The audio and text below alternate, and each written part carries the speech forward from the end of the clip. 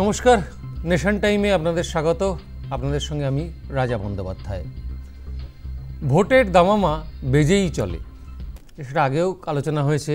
এক দেশ এক নির্বাচন নিয়ে এই যে চাপানুতোর টানা পড়েন, তার কারণ প্রতি বছরেই নির্বাচন লেগে থাকে।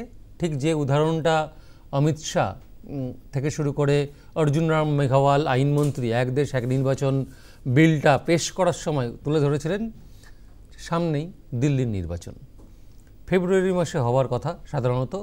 এবার যেহেতু 1 ফেব্রুয়ারি থেকে বাজেট অধিবেশন শুরু, সেক্ষেত্রে জানুয়ারিতেই হতে পারে।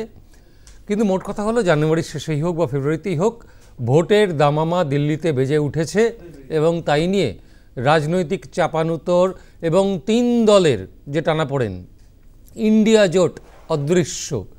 খুবই স্বাভাবিক, কারণ ইন্ডিয়া জোটটা তৈরি হয়েছিল লোকসভা নির্বাচনে বিজেপি বিরোধী শিবিরগুলোকে একজোট করতে। খুব একটা ফলপ্রসূ হয়নি। মানে জোট হিসেবে জোটবদ্ধ লড়াই করা পশ্চিমবঙ্গে আমরা দেখিনি। কোনো রাজ্যেই রাজ্য বিধানসভার ক্ষেত্রে একত্রে ইন্ডিয়া জোট লড়ছে এমনটাও হয়নি। দিল্লিতে হবে না, সেটা তো খুবই স্বাভাবিক, কারণ দিল্লিতে যে ত্রিমুখী লড়াই, মূলত আম আদমি পার্টির উত্থানের পর থেকে, দিল্লি রাজ্য তৈরি হওয়ার পর প্রথম মদনলাল খুরানা এবং সুষমা স্বরাজ দিল্লির মুখ্যমন্ত্রী হয়েছিলেন। তারপর 15 বছর ধরে কংগ্রেসের রাজত্ব ছিল। শীলা দীক্ষিত পরপর 3 বার মুখ্যমন্ত্রী।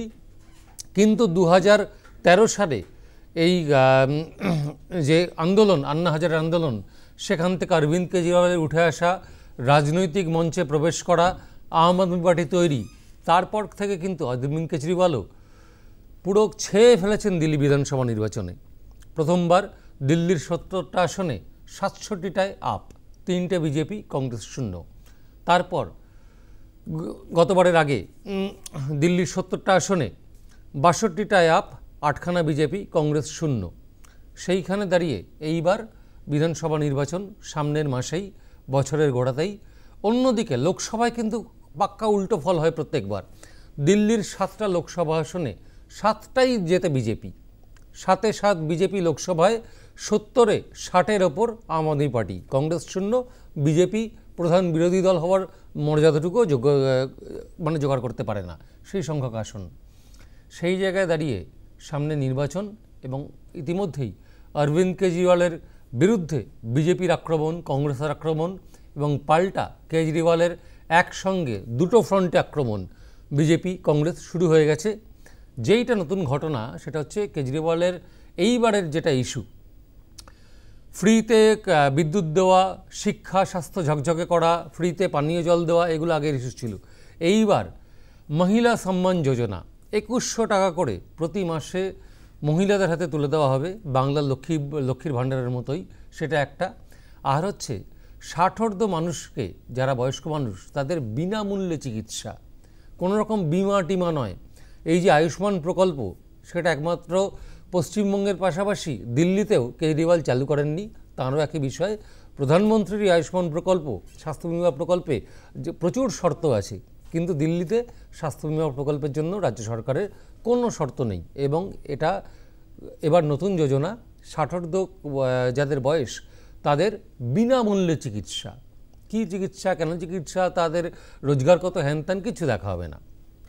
এইটাকে কংগ্রেসকে তো আক্রমণ করতে হবে। অজয় মাকেন, কংগ্রেসের অজয় মাকেন, তিনি কেজরিওয়ালকে ফর্জিওয়াল বলে সম্বোধন করেছেন, এবং তার পাল্টা আজকে আম আদমি পার্টিও সেই পাল্টা আক্রমণ করতে ছাড়েনি, এবং এমন কথা বলেছে আম আদমি পার্টির তরফ থেকে যে প্রয়োজনে ইন্ডিয়া জোট কংগ্রেসকে বাদ দিয়ে হয় কি না, অর্থাৎ ইন্ডিয়া জোট থাকবে বিরোধী শিবিরের, কংগ্রেসকে বাদ দিয়ে ইন্ডিয়া জোট করা যায় কি না সেটা তারা ভেবে দেখবেন। আমরা আম আদমি পার্টির বক্তব্য, প্রিয়াঙ্কা কাক্কর আম আদমি পার্টির মুখপাত্র, তিনি এই বিষয়ে কি জানিয়েছেন, অজয় মাকেনের অভিযোগ ফর্জিওয়াল বলা, এবং তার পরিপ্রেক্ষিতে আম আদমি পার্টির মুখপাত্র কি বক্তব্য, প্রিয়াঙ্কা কাক্কর সেই মুখপাত্রের বক্তব্য আমরা প্রথমে শুনব। अजय माकन जी ने जो दुस्साहस किया है कि अरविंद केजरीवाल जी को एंटी नेशनल बोला है, उनके खिलाफ कांग्रेस को तुरंत कार्रवाई करनी होगी। और साथ ही जो यूथ कांग्रेस ने एक झूठी एफआईआर कराई है अरविंद केजरीवाल जी के खिलाफ और इनकम्बेंट सीएम के खिलाफ, उसके ऊपर कार्रवाई करनी होगी। नहीं तो हम बाकी घटक दलों से बात करेंगे कि कांग्रेस को गठबंधन से बाहर किया जाए। ऐसा दुस्साहस करने की हिम्मत उनको सिर्फ इसलिए आ रही है क्योंकि उनको बीजेपी से पैसा मिल रहा है। आपने देखा एक भी एफआईआर नहीं करा पाई कांग्रेस परवेश वर्मा जी के खिलाफ जो खुले में नोट बांट रहे हैं। तो ये क्या चल रहा है? इसके ऊपर कार्रवाई तुरंत होनी चाहिए, नहीं तो फिर हम भी घटक दलों से बात करेंगे। আমরা এই নিয়েই আলোচনায় আসবো। আমাদের সঙ্গে রয়েছেন অতিথি আম আদমি পার্টির পক্ষ থেকে পশ্চিমবঙ্গ যে রাজ্য ইউনিট তার প্রধান মুখপাত্র অর্ণব মৈত্র। অর্ণববাবু, আপনি শুনতে পাচ্ছেন? নমস্কার, শুনতে পাচ্ছি। অর্ণববাবু, এই পরিষ্কার করে একটু যদি বলেন যে ইন্ডিয়া জোট থাকবে কিন্তু কংগ্রেস থাকবে না, এই বিষয়টা কীভাবে কিভাবে করবেন? আপনি যেটা শুনলাম প্রত্যেকটা দলের সঙ্গে আপনারা কথাবার্তা বলবেন, এই বিষয়টা যদি আগে একটু পরিষ্কার করেন আমাদের দর্শকদের কাছে। দেখুন, সবার আগে হচ্ছে আজকে আমি আপনাকে জানাই যে দিল্লির যে প্রদেশ কংগ্রেস তারা কিন্তু আজকে পুরোপুরি বিজেপির হয়ে কাজ করছে এবং আমাদের সূত্র মারফত আমাদের কাছে খবর এসছে যে কংগ্রেসের ক্যান্ডিডেটদের ফান্ডিং করছে বিজেপি।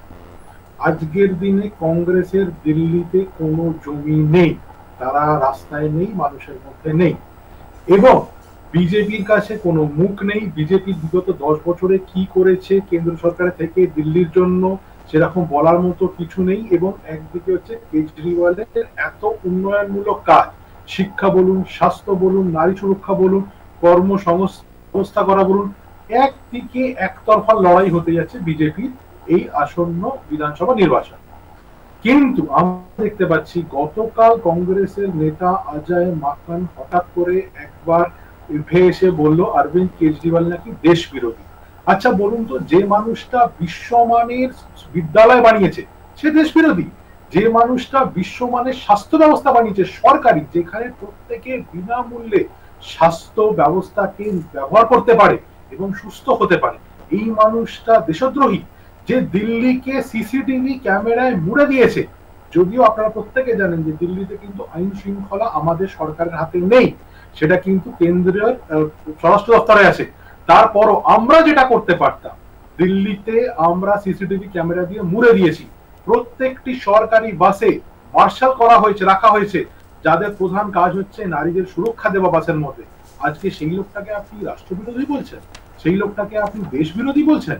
তো পরিষ্কার জিনিস হচ্ছে যে অজয় মাকান কাল যেটা বলেছেন সেটা বিজেপির দপ্তর থেকে ওনাকে লিখে পাঠানো হয়েছে, উনি দেখে শুধু পড়ে দিয়েছেন।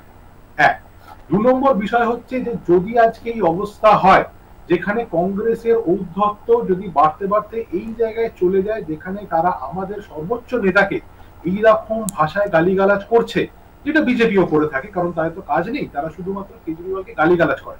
তাদেরকে আপনি জিজ্ঞাসা করবেন আপনার দিল্লিতে ক্ষমতা এলে কি করবেন, অরবিন্দ কেজরিওয়ালকে গালিগালাজ করবেন, এইটুকুনি, তাদের কোনো ভিশন নেই, মিশন নেই। যাই হোক, তো এইবারে কংগ্রেসের যে দিল্লির যে প্রদেশ, দিল্লির যে দপ্তর, সেইখানে আমাদের কাছে খবর পাঠিয়ে দেওয়া হচ্ছে আমাদের তরফ থেকে যে আগামী 24 ঘন্টার মধ্যে অজয় মাকানের বিরুদ্ধে ব্যবস্থা নিতে হবে, যদি না নেয় তখন আমরা বিকল্প রাস্তা দিব।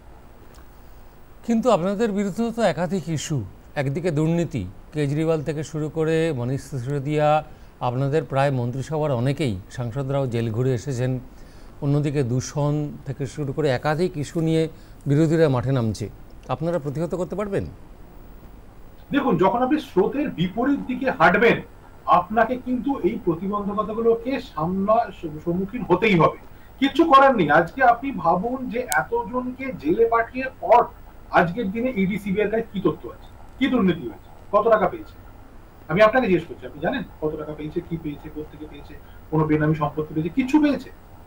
যারা 10টা টাকা খুঁজে পায়নি 2.5 বছর ধরে তদন্ত করবার পরে, এ তো পরিষ্কার বোঝাই যাচ্ছে রাজনৈতিক প্রতিহিংসার জন্য তাদেরকে জেলে ভরা হয়েছিল। না হলে আপনি 10টা টাকা তো পাবেন মশাই।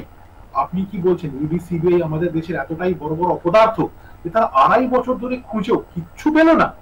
এটা কিন্তু পরিষ্কার একটা রাজনৈতিক ষড়যন্ত্র ছিল এবং সেটা তারা করেছে, যদিও তাতে কোনো লাভ হয়নি।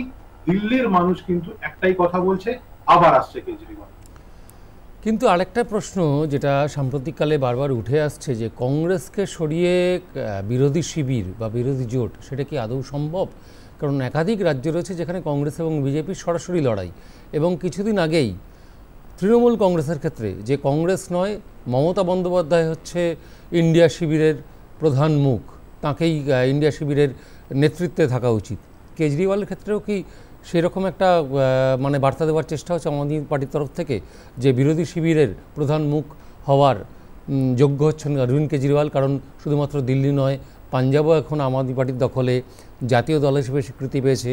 অর্থাৎ কেজরিওয়ালকেই কি বিরোধী শিবির বা ইন্ডিয়া জোটের মুখ হিসেবে তুলে ধরার প্রচেষ্টা হচ্ছে, যার ফলে এই কংগ্রেসকে বাদ দিয়ে দরকার হলে কংগ্রেস মুক্ত ভারত তো বিজেপির স্লোগান, কংগ্রেস মুক্ত বিরোধী শিবির, এই স্লোগান আম আদমি পার্টি কেন তুলছে?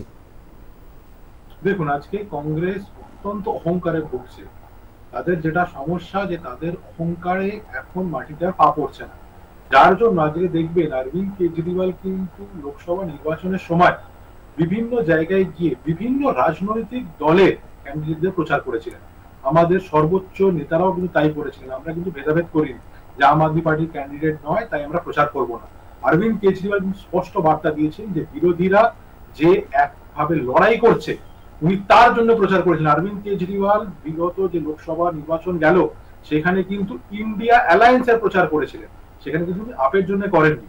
সেইখানে আমরা কংগ্রেসের কি দেখতে পাচ্ছি, তারা কিন্তু কোনোভাবেই একজন সুন্দর টিম প্লেয়ারের কাজ করতে পারছে না, টিম লিডার তো ছেড়েই দিন। এটা আপনি কি বলছেন? লোকসভা নির্বাচন কথা বাদ দিন, তার আগে যখন মধ্যপ্রদেশ, রাজস্থান, ছত্তিশগড়, তার আগে গোয়াতে বিভিন্ন রাজ্যে আম আদমি পার্টি ক্যান্ডিডেট দিয়েছে, অরবিন্দ কেজরিওয়াল সেখানে শুধুমাত্র কংগ্রেসকে সাপোর্ট করার জন্য প্রচার করতে যাননি, কংগ্রেসের সঙ্গে লড়াই করা মানে বিজেপির বিরুদ্ধে লড়াই করার জন্য প্রার্থী দিয়েছেন।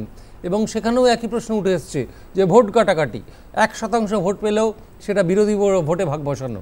তাহলে সেক্ষেত্রে রাজ্যে রাজ্যে ইন্ডিয়া জোট কোথায়? অতদূর যেতে হবে না, আমি আপনাকে বলছি হরিয়ানাতেও আমরা সমস্ত সিটে লড়েছি এবং হরিয়ানাতে আমাদের প্রত্যেকটি সর্বোচ্চ নেতারা গেছিলেন প্রচারে। একজন কেউ, অরবিন্দ কেজরিওয়াল তো বাদ দিন, একজন কেউ দেখুন যে কংগ্রেসের কোন নেতার নামে বা কংগ্রেসের নামে কোন রকম বাজে কথা বলেছে, খারাপ কথা বলেছে? আমরা গেছিলাম আমাদের এজেন্ডা নিয়ে যে আমরা জিতলে আমরা এইগুলো করবো, এই জন্য আমাদের ভোট দিন। আজকে দেশব্যাপী মানুষকে বলবার আমাদের কাছে কারণ আছে যে কেন আপনি ভোট দেবেন। আপনি যদি বিশ্বমানের শিক্ষা চান ভোট দিন, আপনি যদি বিশ্বমানের সরকারি স্বাস্থ্য ব্যবস্থা চান ভোট দিন, মহিলা সুরক্ষা চান ভোট দিন। এইগুলো হচ্ছে আমাদের ইস্যু। কর্মসংস্থান চান, বিজনেস বাস্টার করে দেখিয়েছে দিল্লিতে অরবিন্দ কেজরিওয়াল, তো তবে আপনি আমাকে ভোট দিন। আমাদের কাছে এজেন্ডা আছে। আমরা কিন্তু কুকথা না বলেও শুধুমাত্র নিজেদের এজেন্ডার উপরে ভর করে ভোটে লড়ি এবং আমরা এটা দেখেছি যে অরবিন্দ কেজরিওয়াল প্রচন্ড ইতিবাচক একজন মানুষ, তিনি শুধুমাত্র ইতিবাচক কথাই বলেন। কিন্তু সেই জায়গায় দাঁড়িয়ে যদি আপনি কংগ্রেসকে দেখেন, তারা কিন্তু আজকে তাদের যে রাজধর্ম হওয়া উচিত ছিল, একটা অ্যালায়েন্সের পার্টনার হিসেবে তাদের যে রাজধর্ম হওয়া উচিত ছিল। অর্ণববাবু, আপনার কথার সূত্র ধরেই বলছি, যেটা হচ্ছে যে হরিয়ানাতে আপনারা গেছিলেন আপনার এজেন্ডা নিয়ে, কোনো দোষ নেই, প্রত্যেকটা রাজনৈতিক দলের অধিকার আছে রাজনীতিতে লড়াই করা, তাদের নিজস্ব এজেন্ডা নেওয়ার।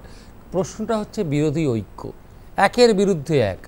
আপনারা লড়াই করেছেন, লড়াই করাতে কি হলো? ভোট নিশ্চয়ই কিছুটা পেয়েছেন, বিরোধী ভোট ভাগ হলো। আর হরিয়ানার ফলাফল স্পষ্ট, যেখানে সমস্ত প্রিপোল যে নির্বাচনী সমীক্ষা তাতে বলা হয়েছিল কংগ্রেস জিততে চলেছে, বিজেপি জিতে গেল। আমরা শেষ দিন অবধি চেষ্টা করেছিলাম যাতে কংগ্রেসের সাথে ঐক্যবদ্ধ হয়ে লড়া যায়, কিন্তু ওই যে বললাম যে যদি আপনার অহংকারে মাটিতে পা না পড়ে, আপনার যদি আজকে মনে হয় যে না আমি একমাত্র রাজনৈতিক দল আর কেউ কোথাও নেই, তাহলে সেই ক্ষেত্রে ফলপ্রসূ হওয়াটা খুব খুব মুশকিল। অনেক ধন্যবাদ অর্ণববাবু। আমাদের সঙ্গে ছিলেন অর্ণব মৈত্র, পশ্চিমবঙ্গের আম আদমি পার্টির প্রধান মুখপাত্র। এবং স্বাভাবিক, দিল্লিতে নির্বাচন সামনে আসছে, আর যেখানে আম আদমি পার্টির নিজের জায়গা দিল্লি, যেখান থেকে উত্থান, আবার যদি পরিসংখ্যান বলা যায় যে 70-এ প্রথমে 67, তারপর 70-এ 62, সেখানে কেজরিওয়ালের দল যে অ্যাকচুয়াল জায়গা ছাড়বে না কংগ্রেসকে এবং বিজেপিকে, সেটা খুবই স্বাভাবিক। সেখানে ইন্ডিয়া জোট নিয়ে প্রশ্ন উঠুক বা না উঠুক, দিল্লির গড় যদি ভেঙে যায় তাহলে তো আম আদমি পার্টির যে অস্তিত্বটাই নড়বড় হয়ে যাবে। সুতরাং এই পরিস্থিতি বা এই চাপানুতোর রাজনৈতিক টানাপোড়েন দিল্লি নির্বাচনের ক্ষেত্রে আমাদের এখন দেখতেই হবে। সামনে নির্বাচন আসছে। নেশন টাইমে এই মুহূর্তে আমরা নিয়ে নেব একটা ছোট্ট বিরতি। ফিরে এলাম নেশন টাইমে। বাংলাদেশের সরকারের পতন, অন্তর্বর্তী সরকার এবং তাই নিয়ে সেই দেশের অস্থিরতা যে ভারতের ক্ষেত্রে যথেষ্ট মাথা ব্যথার কারণ, সেটার নতুন করে আলোচনার বিষয় নয়, বিশেষ করে নিরাপত্তা এবং সুরক্ষার খাতিরে, এবং সেটাই হয়ে চলেছে। গত কয়েকদিন বা প্রায় বলা যেতে পারে 1 মাস যাবৎ অনুপ্রবেশ, জঙ্গি অনুপ্রবেশ কলকাতা, মুর্শিদাবাদ থেকে শুরু করে বাংলার একের পর এক জেলায় জঙ্গি ধরা পড়ছে ভুয়ো পাসপোর্ট, ভুয়ো ভোটার কার্ড, আধার কার্ড, প্যান কার্ড নিয়ে, এবং কেন্দ্রীয় স্বরাষ্ট্রমন্ত্রকও তাই নিয়ে নড়ে চড়ে বসেছে। বাংলা তো বটেই, পার্শ্ববর্তী ঝাড়খণ্ডেও থেকে অ্যারেস্ট হয়েছে, এমনকি দিল্লি থেকে বেশ কিছু অনুপ্রবেশকারী যারা ভুয়ো পাসপোর্ট, আধার কার্ড, প্যান কার্ড নিয়ে ঢুকেছিল, দিল্লি থেকে তারা গ্রেপ্তার হয়েছে। মহারাষ্ট্রে গত 3 দিন অভিযানের পর আজকে মহারাষ্ট্র পুলিশ সকালে জানিয়েছে যে 3 দিনের অভিযানে একসঙ্গে 17 জন অনুপ্রবেশকারীকে তারা গ্রেপ্তার করেছে। 14 জন পুরুষ, 3 জন মহিলা। মুম্বাই, নভি মুম্বাই, থানে, নাসিক এক জায়গা থেকে অভিযান চালিয়ে, এবং তারা প্রত্যেকেই বাংলাদেশ থেকে পশ্চিমবঙ্গ হয়ে দেশের বিভিন্ন প্রান্তে ছড়িয়ে পড়ছে, এবং তাদেরকে ভুয়ো পাসপোর্ট, পরিচয়পত্র যাবতীয় সব তৈরি করে দেওয়া হচ্ছে, তারা নিয়ে আসছে। স্বরাষ্ট্রমন্ত্রক যেমন তৎপর, তেমনই বাংলাদেশে হিন্দু নিধন নিয়ে ভারতে একাধিক মহল কিন্তু বাংলাদেশ বিরোধী যে অভিযান তাই নিয়ে তারা সুরগরম করেছে। বাংলার বিরোধী দলনেতা শুভেন্দু অধিকারী তিনিই বলেছেন বাংলাদেশের সঙ্গে রপ্তানি বন্ধ করা হোক, বাণিজ্য বন্ধ করা হোক, পেট্রাপোল সীমান্ত তারা আটকে দেবেন। যদিও ভারত সরকার বিদেশ মন্ত্রক বিক্রম মিস্ত্রি তিনি ঢাকায় গিয়েছিলেন, 2 দেশের বিদেশ সচিব পর্যায়ে বৈঠক হয়েছে, এবং তাতেও স্পষ্ট করা হয়েছে যে ভারত বাংলাদেশের সংখ্যালঘুদের উপর নির্যাতন বন্ধ করার পক্ষে চাপ তৈরি করে যাবে, অন্তর্বর্তী সরকার যাতে ব্যবস্থা নেয় সেই নিয়ে চাপ, এবং 2 দেশের কূটনৈতিক সম্পর্ক যাতে ভালো হয় সেই হিসেবে প্রচেষ্টা করে যাবে। বাণিজ্য বন্ধ করা হবে না, কারণ বাণিজ্য যদি বন্ধ হয় সেক্ষেত্রে কূটনৈতিক সম্পর্কে বাধা পড়বে, 2 দেশের মানুষই তাতে ক্ষতিগ্রস্ত হবেন। কারণ বাণিজ্য বন্ধ করা মানে বাংলাদেশে যারা দুস্থ, যাদের উপর নির্যাতন হচ্ছে বলে ভারতের অভিযোগ বা আমাদের অভিযোগ, তারাও তো বাণিজ্য বন্ধের ক্ষেত্রে যে প্রভাব তাদের উপরে পড়বে, ভারতের ব্যবসায়ীদেরও পড়বে যারা বাণিজ্য করে পয়সা রোজগার করেন ইত্যাদি। বাণিজ্য বন্ধ হবে না, এটা সরকারি নীতি। কিন্তু দিল্লিতে আজ যেটা দেখা গেল, একদিকে বাংলাদেশে সংখ্যালঘু নিধন বা এই যে অত্যাচার হিন্দুদের ওপর, তার উপর যেমন বিক্ষোভ প্রদর্শন হলো, দিল্লির চাঁদনি চকের অটোমোবাইল সেক্টর একটা বিশাল বড় মার্কেট, বিশাল বড় বাজার, তাতে কিন্তু বাংলাদেশ থেকে প্রচুর পণ্য আসে, ছোটোখাটো পণ্য, গাড়ি শিল্পের বৃহৎ যন্ত্রাংশ নয়, সাইকেলের, মোটর বাইকের, রিক্সার প্রচুর ছোটোখাটো যন্ত্রাংশ বাংলাদেশে তৈরি হয়, সেগুলো সেখান থেকে সাপ্লাই হয়ে দিল্লিতে আসে, এবং দিল্লির চাঁদনি চকের এই যে পাইকারি বাজার এবং খুচরো বাজার, সেখান থেকে দেশের গোটা প্রান্তে, এমনকি নেপাল, পাকিস্তান, শ্রীলঙ্কা, অন্যান্য দেশেও চলে যায়, রপ্তানিও হয়। এই আমদানি রপ্তানি বন্ধ করে দেওয়া হবে এমন সিদ্ধান্ত। তার আগে হচ্ছে বিক্ষোভ। বাংলাদেশের কুশপুত্তুল জ্বালিয়ে এই সমস্ত যারা দোকানদার এবং ট্রেড ইউনিয়নের সদস্য, গোটা এই যে পাইকারি বাজারের যারা সদস্য চাঁদনি চকের, তারা কিন্তু বাংলাদেশে এই হিন্দু নিধন বা সংখ্যালঘু নিধন তার বিরুদ্ধে বিক্ষোভ দেখালেন আজকে। সেই ছবি আপনাদের দেখাবো।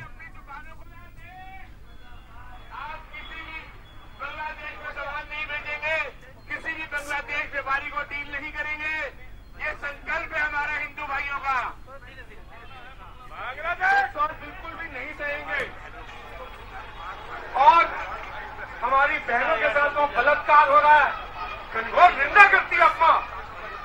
मंदिर तोड़े जा रहे हैं, हम हिंदुओं की हत्या बांग्लादेश मुर्दाबाद। कोई जला देगा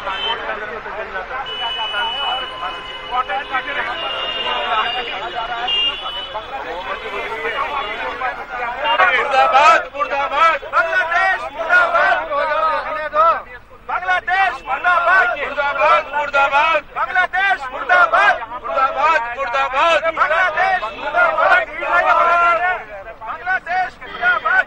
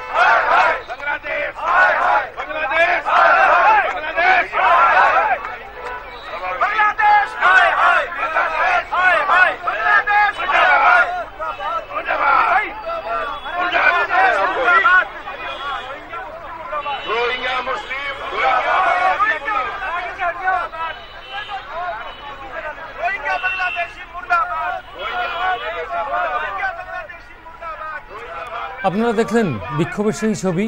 আমরা শুনে নেব এই যে বাজার, পাইকারি বাজার, সেই বাজার সংগঠনের যিনি চেয়ারম্যান নীতিশ জৈন, তিনি এই পণ্য আমদানি রপ্তানি বেচাকেনা বন্ধ করা নিয়ে তিনি কি বলছেন, তিনি কি জানাচ্ছেন অফিসিয়ালি, আমরা শুনে নেব তার প্রতিক্রিয়া। जिस तरह से पिछले कुछ महीनों में बांग्लादेश में हमारे हिंदू भाइयों के साथ अत्याचार हो रहा है, उसी को लेके चैम्बर ऑफ ट्रेड इंडस्ट्री और जो ऑटोमोटिव पार्ट्स मर्चेंट एसोसिएशन अपमा है, एक अभियान चलाया है कि बांग्लादेशी सामान भारत छोड़ो, और इस अभियान को दिल्ली के हम लगभग 100 बाजारों में लेके जाएंगे।